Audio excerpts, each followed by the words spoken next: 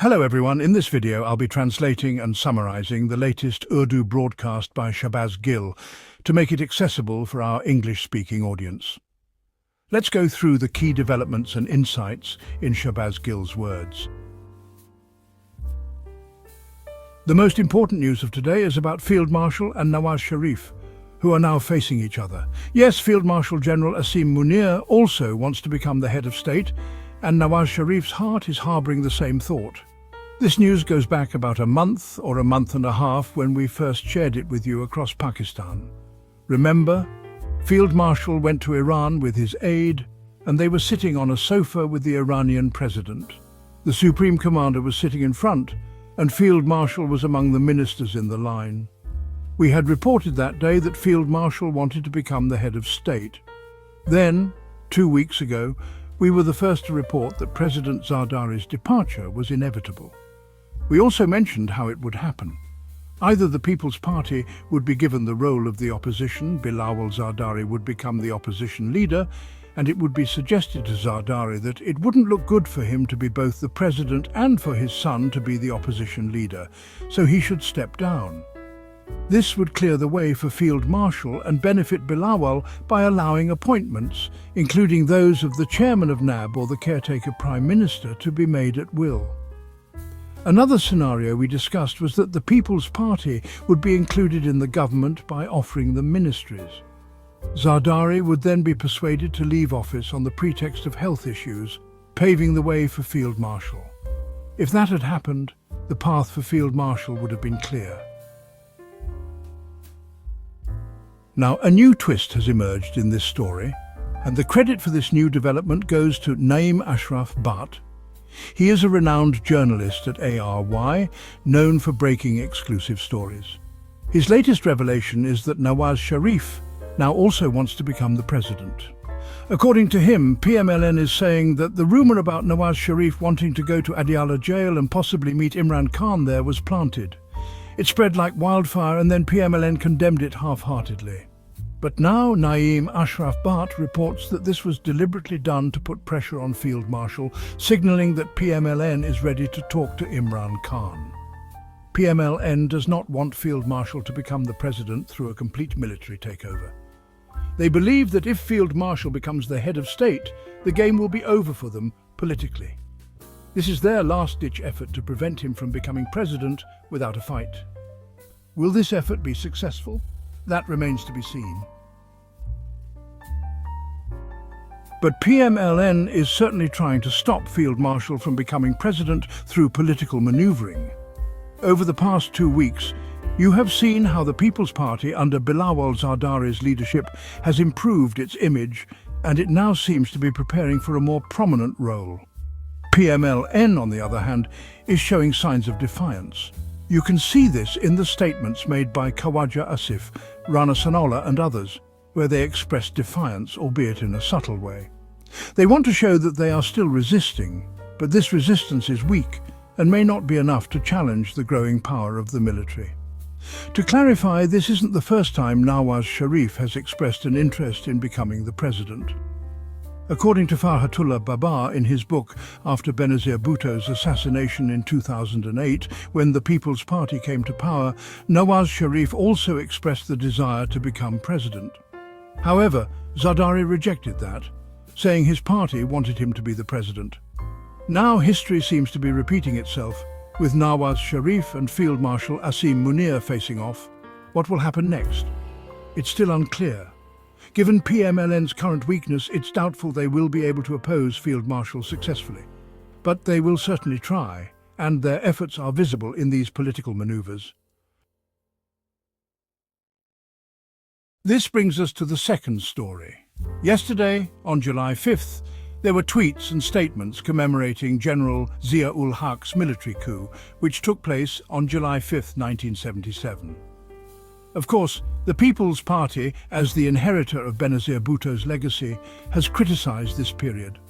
Bilawal Bhutto Zardari in particular called July 5th the darkest day in Pakistan's history and said that on this day, a democratically elected government was overthrown, leading the country into darkness. However, Bilawal has refrained from directly mentioning Zia-ul-Haq or the current military regime by name. This shows that Bilawal is positioning himself as a reformist, careful not to burn bridges with the military. His statements about rejecting military dictatorship seem inconsistent when you look at the deals and alignments that the People's Party is currently making with the military, particularly in relation to General Asim Munir. So, while Bilawal condemns the military in one breath, he is part of the same system. The PMLN and PPP have both made compromises with the military, and many of their leaders are now considered part of the broader military establishment. There is also an interesting commentary by Matiul Jan, who pointed out that where Zulfikar Ali Bhutto was hanged, a McDonald's restaurant now stands. Bhutto's grandchildren, Bilawal and his sisters, may not even realize that their grandfather was executed at that very location. It's ironic that instead of building a museum to commemorate Pakistan's democratic struggles, there's a fast food chain at the site. The situation in Khyber Pakhtunkhwa is heating up. Reports are emerging that the opposition is gaining momentum and may soon secure a simple majority, which could lead to significant political shifts. The dynamics in the province are changing rapidly, and it remains to be seen how this will influence the national political scene. As Pakistan's political crisis deepens, it seems that the country's major political players, PMLN, PPP and the military, are all jockeying for position, presenting their CVs to foreign and domestic powers. The coming days will reveal whose strategy will prevail. There is a need for members. Around 54 members have been added and 20 more will join. We had mentioned this to you about 2 weeks ago, or maybe a week and a half ago. Now, Mr. Mazhar Abbas has almost the same analysis, following the same lines. If we combine his analysis with what we had said, it creates a coherent narrative. He is saying that the PTI government in Khyber Pakhtunkhwa is not going to fall. The situation in Balochistan is bad. However, if you make such moves in KP, it could lead to a civil war. You have already seen the result of bringing down Imran Khan's government and how his popularity shot up to the heavens. If you repeat such a move in KP, the result will be the same. This is his view. My analysis is very clear on this. I believe that the government will not be toppled, but such arrangements will be made to give the impression that the current or any new government can run without Imran Khan's consent. The existing government might remain, but the perception will be created that it is functioning without Imran Khan and his party's approval. This will be disastrous for both the province and the country. If I say this is an unconstitutional action, I would be right. But it will happen because they will not be at peace otherwise. The effect of Imran Khan's control over the government and the accountability issue is something they want to minimize, especially in public perception.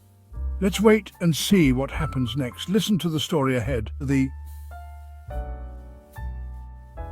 rickshaw driver Amjad Khan.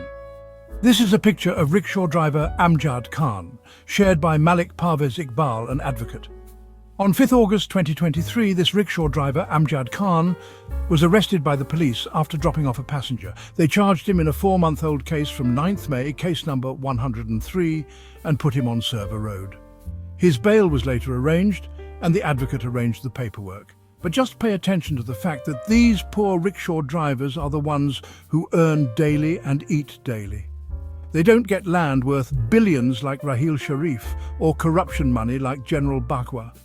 These poor souls earn what they get and live by it.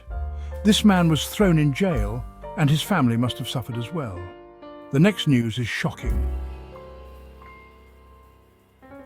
Today is the 10th of Muharram, and as you know, on this day, the world condemns the tyranny of Yazid and celebrates the spirit of Hussainiyat.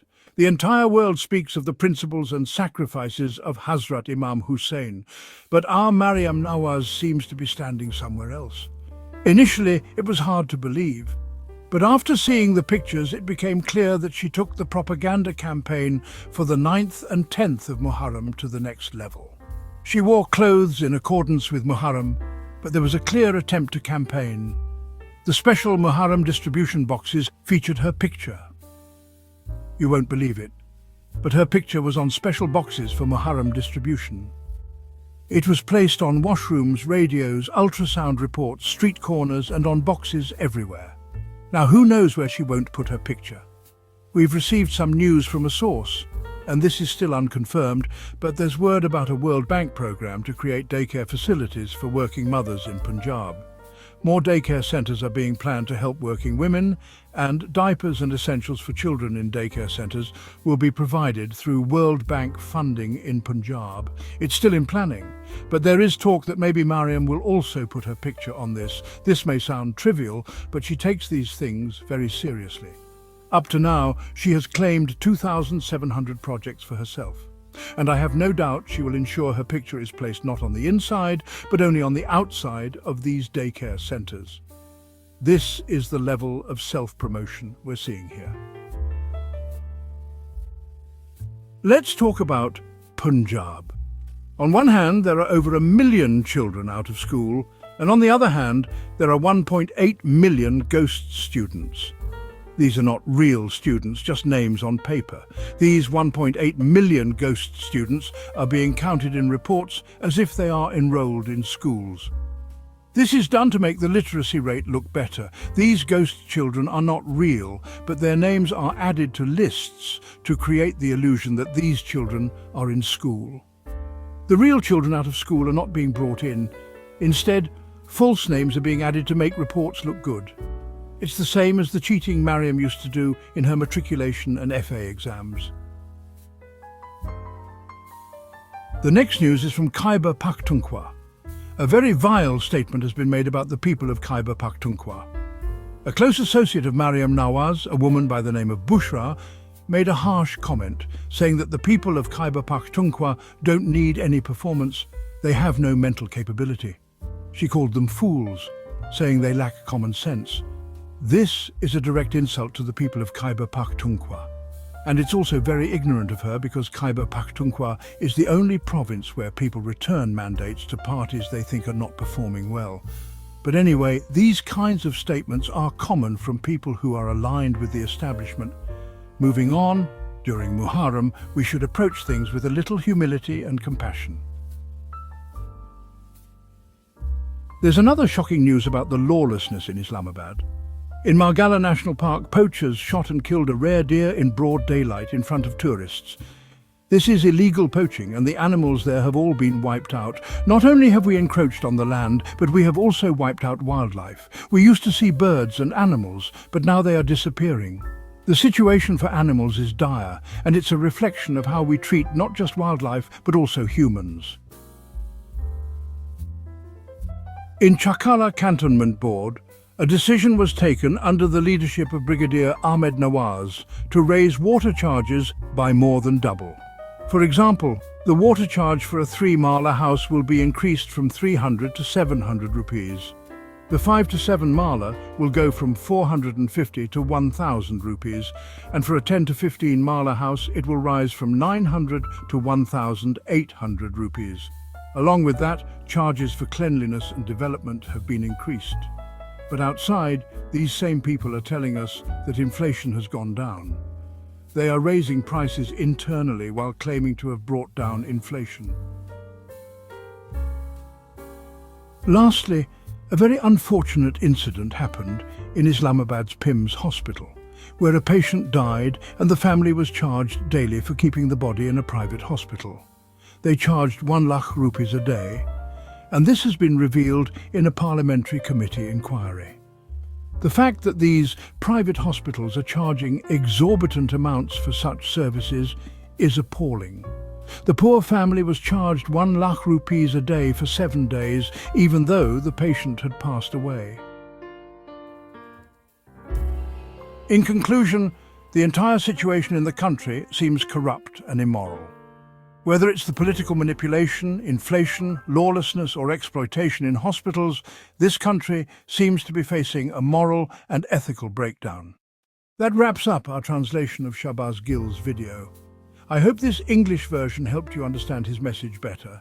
Please like, share and subscribe to Awami Lens to help our community grow. Don't forget to leave a comment below and let me know what you thought of this effort.